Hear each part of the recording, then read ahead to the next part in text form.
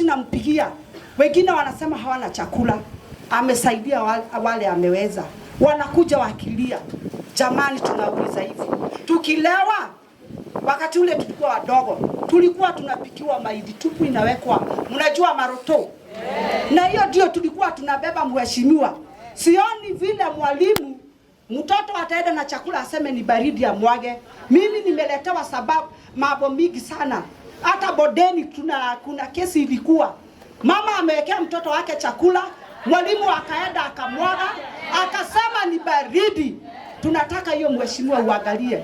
Sasa nataka hivi, kuanzia Januari watoto wakirudi, wamama wakubaliwe mtu akipia mtoto wake hata ni mchele white. Mtoto wabebe hiyo.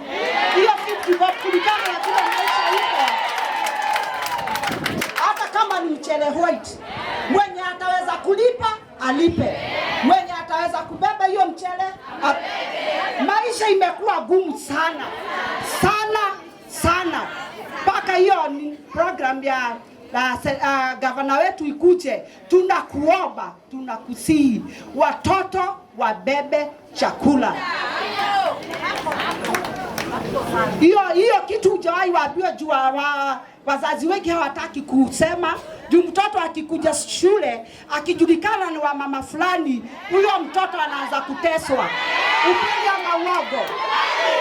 Na hiyo program CMCA ya kuangalia mambo ya shule iko under your office. Jambo lingine, remedio.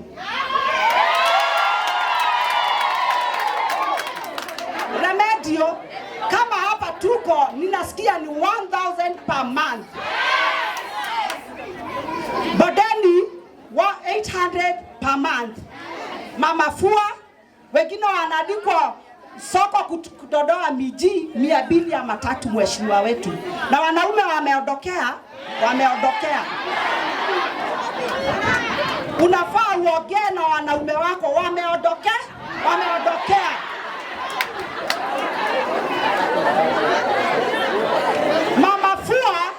Mama fua anapewa 300.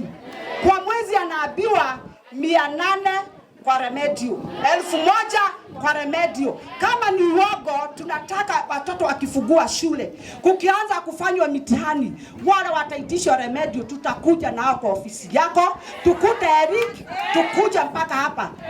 Mimi natetea wamama, wamelia sana, wameumia sana. Mheshimiwa wetu tunakupenda. Watu wamefinyika, wanaume wameondokea juhudi zao. Wameondokea. Wacha tuseme ukweli, wameondokea.